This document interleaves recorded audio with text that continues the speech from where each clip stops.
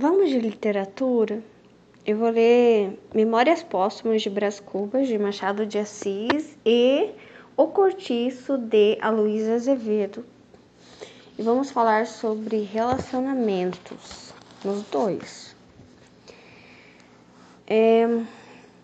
Capítulo 27, Virgília, ponto de interrogação, tá? Virgília? Mas então era a mesma senhora que alguns anos depois... A mesma.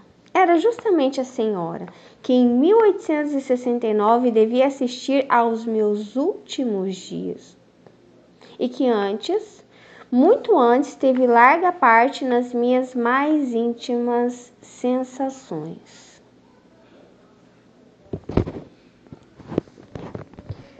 Naquele tempo contava apenas uns 15 ou 16 anos. Era talvez a mais atrevida criatura da nossa raça e com certeza a mais voluntariosa.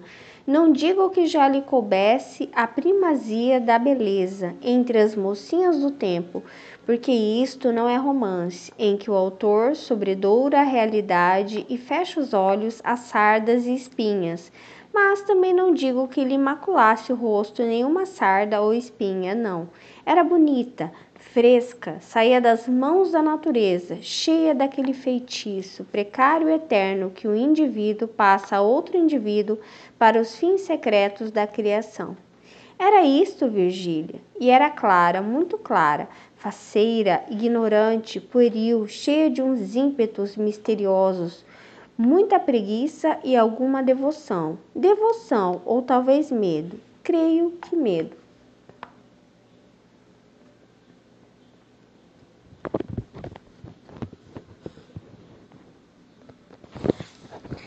Aí vamos passar para o capítulo 28. Virgília, interrompi eu. Sim, senhor, é o nome da noiva. Um anjo, meu pateta, um anjo sem asas. Imagina uma moça assim, dessa altura, viva como um azougue, e uns olhos, filha do Dutra. Que Dutra? O conselheiro Dutra, não conheces? Uma influência política. Vamos lá, aceitas? Não respondi logo, fitei por alguns segundos a ponta do botim. Declarei depois que estava disposto a examinar as duas coisas, a candidatura e o casamento, contanto que não fique obrigado a aceitar as duas. Creio que posso ser separadamente homem casado ou homem público. Todo homem público deve ser casado, interrompeu sentenciosamente meu pai. Mas, seja como queres, estou por tudo. Fico certo de que a vista fará fé. Demais, a noiva e o parlamento são a mesma coisa. Isto é, não, saberás depois. Vá, aceito a dilação, contanto que, interrompi eu, imitando-lhe a voz, brejeiro, contanto que não te deixes ficar aí inútil, obscuro e triste. Não gastei dinheiro, cuidados, empenhos para te não ver brilhar, como deves, e te convém, e a todos nós, é preciso continuar o nosso nome, continuá-lo e ilustrá-lo ainda mais. Olha, estou com 60 anos, mas se fosse necessário começar vida nova, começava sem hesitar um só minuto. Teme a obscuridade, Brás. Foge do que é ínfimo. Olha que os homens valem por diferentes modos e que o mais seguro de todos é valer pela opinião de outros homens. Não estragues as vantagens da tua posição, os teus meios. Ou seja, ele não quer casar. Quem quer casar, na verdade, quem quer casá-lo, desculpa, é o pai dele. Capítulo 29. Vencera meu pai, dispus-me a aceitar o diploma e o casamento. Virgília e a Câmara dos Deputados. As duas Virgílias, disse ele num assomo de ternura política. Aceitei-os. Meu pai deu-me 2 fortes abraços. Era o seu próprio sangue que ele, enfim, reconhecia. Enfim, só que nem tudo são flores. O que acontece aqui? Lá no capítulo 32 vai dizer o quê? que ele vai ver um defeito na noiva. O que que é? Ela é coxa de nascença. Ela tem algum problema que é de nascença. Ela nasceu com isso. Ó. E ele diz, nossa, tão bonitinha, mas ela é coxa. Oh, meu Deus. E não tem conserto, né? Ela tem esse defeito de fábrica, né? Capítulo 33. Bem-aventurados os que não descem. Ó, o pior é que era coxa. Uns olhos tão lúcidos, uma boca tão fresca, uma compostura tão senhoril, mas coxa. Quer dizer, ela tem um defeito de nascença.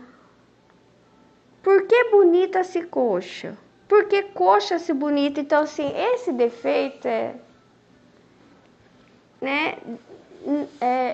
Ele fala não combina. Ela é muito bonita e ela é coxa. Ela é coxa, enfim, não... E aí ele não se decide. Por causa do defeito de nascença dela.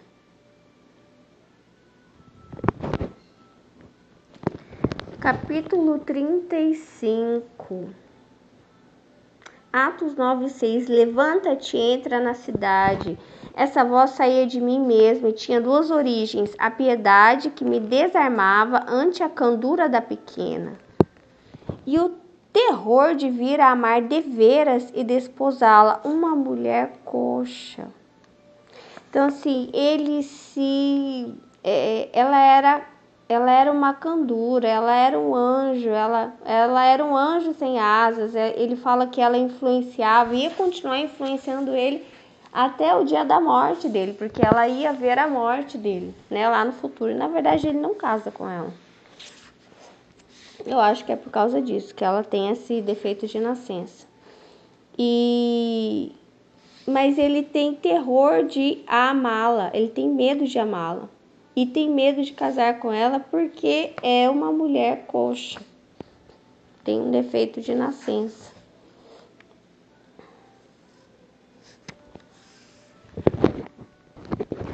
O tempo inteiro ele fica repetindo isso, né? Ah, ela é tão bonita, ah, ela é tão isso, mas é coxa, ah, mas é coxa, mas é coxa. Que é uma coisa que deixa ela aleijada, entendeu?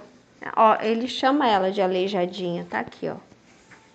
Ó, aleijadinha. O coração dele fica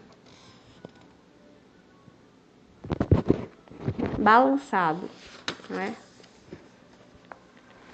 Se ela fosse feia e coxa, mas o problema é que ela é bonita e coxa. Aí ele vê as qualidades, mas é coxa. Enfim. Alguma coisa que tem esse problema no andar dela. Enfim, um defeito de nascença. Não é algo que tem cura. Capítulo 37. Enfim, eis aqui Virgília. Antes de ir à casa do conselheiro Dutra, que é o sogro, né? Perguntei a meu pai se havia algum ajuste prévio de casamento. Nenhum ajuste. Há tempos, conversando com ele a teu respeito, confessei-lhe o desejo que tinha de te ver deputado, e de tal modo falei que ele prometeu fazer alguma coisa, e creio que o fará. Quanto à noiva, é o nome que dou a uma criaturinha que é uma joia, uma flor, uma estrela, uma coisa rara. É a filha dele. Imaginei que se casasses com ela, mais depressa seria deputado. Logo o pai dele acredita, né? Que casando com ela ele chega lá, mas unir o útil ao agradável, né? É o que ele acredita.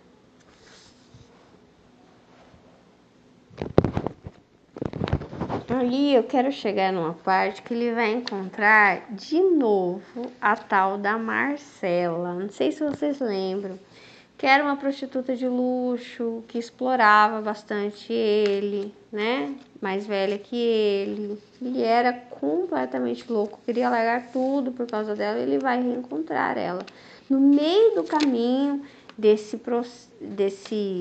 quase casamento dele com a Virgília, né? Ele vai reencontrar a Marcela. Olha o destino. Ao fundo, por trás do balcão, estava sentada uma mulher cujo rosto, amarelo e bexiguento, não se destacava logo à primeira vista, mas logo que se destacava era um espetáculo curioso. Não podia ter sido feia, ao contrário, via-se que fora bonita, e não pouco bonita. Mas a doença e uma velhice precoce destruíram-lhe a flor das graças. As bexigas tinham sido terríveis, os sinais grandes e muitos, faziam saliências e encarnas, declives e aclives, e davam uma sensação de lixa grossa, enormemente grossa. Eram os olhos a melhor parte do vulto, e aliás tinham uma expressão singular e repugnante, que mudou, entretanto, logo que eu comecei a falar. Quanto ao cabelo, estava russo e quase tão poento como os portais da loja. Num dos dedos da mão esquerda fugia-lhe um diamante. Crê-lo-eis pósteros? Essa mulher era a Marcela. Ela era lindíssima, essa mulher. Olha como que ela fica, com o rosto parecendo uma lixa grossa. Acabei de gravar uma mensagem para vocês. Deus falou sobre a lixa e ele mostrou uma mensagem que eu acho que é Jeremias 13, fala sobre um calção novo que ele fica podre. E aqui fala dessas bexigas. Essas bexigas, eu não sei se é uma doença sexualmente transmissível, alguma coisa assim. Mas cuidado com isso, que o belo se torna feio. Aquilo que é bonito, atrativo, entendeu? Dura pouco. Você cuidado, muito cuidado com isso. Não a conheci logo, era difícil. Ela, porém, conheceu-me, apenas lhe dirigi a palavra. Os olhos chisparam e trocaram a expressão usual por outra, meia doce e meia triste. Vi-lhe um movimento como para esconder-se ou fugir. Era o instinto da vaidade, que não durou mais de um instante. Marcela acomodou-se e sorriu. Olha só que engraçado. Essa Virgília, ele fala que é um anjo sem asas, que vai me influenciar a vida inteira, né? Ele não vai casar com ela, porque ela é coxa, né? Essa Marcela, ela era perfeita. Ele era para ter casado com essa Marcela. Foi o pai dele que impediu que ele cometesse essa loucura, que para ele não era loucura, era o que ele queria. Ele queria dar todo o dinheiro dele para ela, o pai dele mandou ele para longe, não vai casar com ela, não vai casar com essa mulher. E ela não tinha defeito físico, ela não tinha defeito nenhum.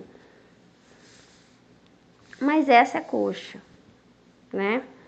E aí, só que passa um tempo, eu acho que ele só não vai casar com essa Marcela porque ela já tá muito feia, né? Então, assim, é como se os pecados dela já ficassem colados na cara dela, né? Que são nessa aparência de lixa e de bexiga, né? Mas por ele tinha casado com ela, porque ela era, sabe aquela maçã da bruxa perfeita? Ela era perfeita, não tinha o que falar, não tinha o que ponderar, não tinha defeito de fábrica, não era coxa, entendeu? Mas o pai dele impediu.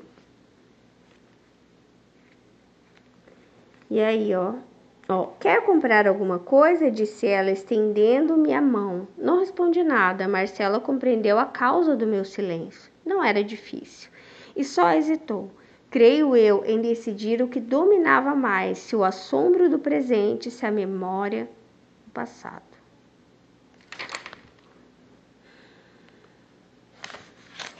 Eu vou passar um pouco para frente.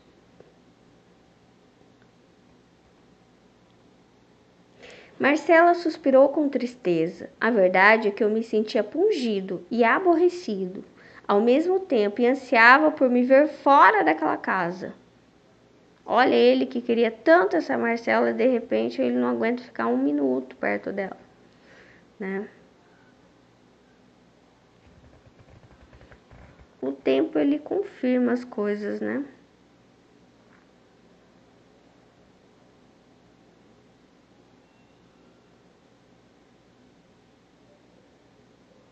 Aqui fala, parece que ela vendeu as joias dela por preços mais baratos, né? Lembra que ela vivia assim, né? Troca de favores sexuais por joias, joias caríssimas. Então ela enlouquecia os homens, ela fazia com que eles dessem presentes aviltantes, fizessem dívidas por ela, enfim. E aí ela ficou dessa maneira. Aí vamos lá no cortiço que tem outro relacionamento lá, bem estranho, quer ver?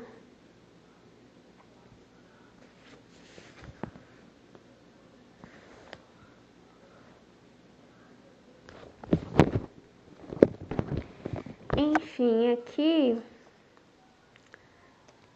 na página 37 do cortiço, nós temos a situação do Miranda casado com a Estela, né? Ele casa com a Estela por causa do dote. Ela tem um dinheiro, não é pouco, grande, e ele, interessado nesse dinheiro, casa com ela. Não que ela não é uma mulher bonita, mas uma mulher sem caráter. E ela tem... ela não se aguenta. É isso que é. Então ela tá sempre traindo ele. E ele acha que ela vai trair com os de fora. Não, ela trai ele dentro da casa dele, com os empregados da casa, qualquer pessoa que entrou na casa, ela já tá traindo ele. Enfim, debaixo do próprio nariz dele. E ele até sabe, ele vive separado dela, em um quarto separado. Mas no final o marido, o Miranda, né? A esposa dele acaba sendo só mais, ele acaba sendo só mais um para ele, né? Para ela. Então ele promete que nunca mais vai tocar nela, nunca mais vai ter nada com ela. Mas como ele é fiel a ela e ela não, ele acaba se relacionando com ela de vez em quando, entrando no quarto dela de noite, ela finge que tá dormindo. E aí ele se relaciona com ela, só que sempre ele se sente culpado depois. E ele pensa, eu não posso me desfazer do dote porque eu preciso desse dinheiro. Não posso começar tudo de novo. E aí ele continua casado com essa Estela, né? E aqui diz, Botelho conhecia as faltas de Estela. Essas faltas são as traições dela, como as palmas da própria mão. O Miranda, mesmo que o via em conta de amigo fiel, muitas e muitas vezes lhe confiara em ocasiões desesperadas de desabafo, declarando francamente o quanto no íntimo a desprezava e a razão por que não a punha na rua aos pontapés. Quer dizer, pior, né? Ela traía ele, não podia nem mandá-la embora. E o Botelho dava-lhe toda a razão, e entendia também que os sérios interesses comerciais estavam acima de tudo. Uma mulher naquelas condições, dizia ele convicto, representa nada menos que o capital, e um capital, em caso nenhum, a gente despreza. Agora, você, o que devia era nunca chegar-se para ela. Ora, explicava o marido, eu me sirvo dela como quem se serve de uma escarradeira.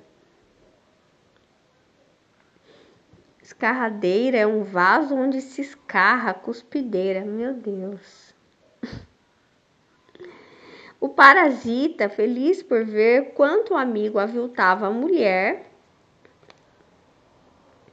quer dizer, humilhava a mulher, né? Concordava em tudo plenamente, dando-lhe um carinhoso abraço de admiração, mas, por outro lado, quando ouvia Estela falar do marido, com infinito desdém e até com asco, ainda mais resplandecia de contente. Quer dizer, um falava mal do outro. Você quer saber? Afirmava ela. Eu bem percebo quanto aquele traste do senhor meu marido me detesta, mas isso tanto se me dá como a primeira camisa que vesti. Desgraçadamente para nós, mulheres de sociedade, não podemos viver sem esposo quando somos casadas, de forma que tenho de aturar o que me caiu em sorte. Quer goste dele, quer não goste, juro-lhe, porém, que se consinto que o Miranda se chegue às vezes para mim, é porque entendo que paga mais a pena ceder do que puxar discussão com uma besta daquela ordem. Meu Deus. O Botelho, com a sua encanecida experiência do mundo, nunca transmitia a nenhum dos dois o que cada qual lhe dizia contra o outro. Quer dizer, tem um amigo em comum que fica ouvindo, né? A troca de ferpas, mas não conta para o outro. Tanto assim que, certa ocasião, recolhendo-se à casa, incomodado, em hora que não era do seu costume, ouviu ao passar pelo quintal sussurros de vozes abafadas, que pareciam vir de um canto afogado de verdura, onde em geral não ia ninguém. Encaminhou-se para lá em bicos de pés e, sem ser percebido, descobriu Estela, entalada entre o muro e o Henrique. Deixou-se ficar espiando sem tugir, nem mugir, e só quando os dois se separaram foi que ele se mostrou. Nossa. A senhora soltou um pequeno grito e o rapaz de vermelho que estava fez-se cor de cera, mas o Botelho procurou tranquilizá-los, dizendo em voz amiga e misteriosa: Isso é uma imprudência o que vocês estão fazendo. Estas coisas não é deste modo que se arranjam.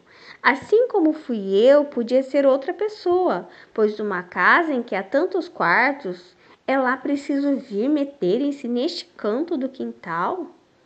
Nós não estávamos fazendo nada, disse Estela, recuperando o sangue frio. Ah, tornou o velho, aparentando sumo suspeito. Então desculpe, pensei que estivesse. E olhe que, se assim fosse, para mim seria o mesmo, porque acho isso a coisa mais natural do mundo. Entendo que desta vida a gente só leva o que come. Se vi, creia, foi como se nada visse, porque nada tenho a cheirar com a vida de cada um. A senhora está moça, está na força dos anos, seu marido não a satisfaz, é justo que o substitua por outro. Ah, isto é o mundo, e se é torto, não fomos nós que o fizemos torto. Até certa idade, todos temos dentro um bichinho carpinteiro que é preciso matar antes que ele nos mate. Não lhes doam as mãos, apenas acho que para outra vez devem ter um pouquinho mais de cuidado. Está bom, basta, ordenou Estela.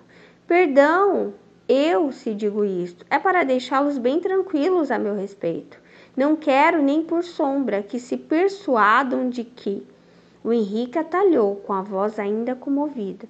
Mas acredite, seu Botelho, que o velho interrompeu, também por sua vez passando-lhe a mão no ombro e afastando-o consigo. Não tenha receio, que não o comprometerei, menino. E como já estivessem distantes de Estela, segredou-lhe em tom protetor. Não torne a fazer isto assim, que você se estraga. Olhe como lhe tremem as pernas. Dona Estela acompanhou-os à distância, vagarosamente, afetando preocupação em compor o ramalhete cujas flores ela ia colhendo com muita graça. Ora toda vergada sobre as plantas rasteiras, ora pondo-se na pontinha dos pés para alcançar os heliotrópios e os manacás. Henrique seguiu o Botelho até o quarto deste, conversando sem mudar de assunto. Você então não fala nisto, hein? Jura? Perguntou-lhe. O velho tinha já declarado a rir que os pilhara em flagrante e que ficara bom tempo à espreita. Quer dizer, o velho viu, não adianta mentir que eles não estavam fazendo nada. Ele ficou lá olhando tudo, espiando. Falar o quê, seu tolo? Pois então quem pensa você que eu sou? Só abrirei o bico se você me der motivo para isso. Mas Estou convencido que não dará. Quer saber? Eu até simpatizo muito com você, Henrique. Acho que você é um excelente menino, uma flor, e digo-lhe mais, hei de proteger os seus negócios com Dona Estela. Enfim, aí tem esses dois casos. Aqui é a Estela. O dinheiro vem dela, não vem dele, do marido, né? Então não é o Miranda que tem o dinheiro, é ela que tem o dinheiro. Aqui no outro caso é a Marcela, né? Quem tem o dinheiro é o Brás Cubas e o pai do Brás Cubas, não a Marcela. Mas a questão não é o dinheiro, é o caráter. Não é de onde vem o dinheiro, porque ó, nesse caso é a Estela que tem o dinheiro. E mesmo assim o casamento não dá certo. Por quê? Porque ela tem o dinheiro, mas ela não tem um caráter. Ela trai ele a rodo. Eu acho que esse menino é um menino bem novinho, se eu não me engano, esse Henrique. Acho que eles fazem tipo, alugam um quarto, entendeu? E aí ganha um dinheirinho ali com aquilo e ela já pega o menino, já, enfim, ela vai pegando todo mundo ali que tem por perto. E ele vai ficando cada vez mais humilhado, né? Porque também a fama dele de corno, todo mundo sabe, né? E é isso que Deus está mostrando nesses dois casos, né? Que eu entendo. Aqui o Brás Cubas ele tem o dinheiro e ele gasta com a Marcela. E ela não tem caráter. Ali é a Estela. Ela entra com o dinheiro no casamento, mas ela também não tem caráter. Só que aqui ele não casa com a Marcela, né? Ali o já é casado com a Estela. Ele não casa nem com a Marcela, ele não casa com ninguém. Ele não casa nem com a Marcela e não casa com a Virgília. A Virgília é a coxa de nascença. E aí esse aqui, ele já morreu, né? Então ele fica contando o seguinte, não sei se ele se arrependeu, acho que sim. Então ele quase casou com a Virgília, ele quase isso, ele só não quase. No final ele não fez nada. Não sei se ele não tinha coragem, acho que é medo, né? Medo. Ele tinha, lá mais pra frente, ele vai explicar talvez do emplasto, né? Ele cria um remédio que é pra felicidade e no final ele nunca nem foi feliz. Mas ele quer vender essa tal de felicidade. E é isso. Essa a leitura do Cortiço e Memórias Póstumas de Brás Cubas, Machado de Assis e a Luísa Azevedo. Tchau, Deus abençoe vocês.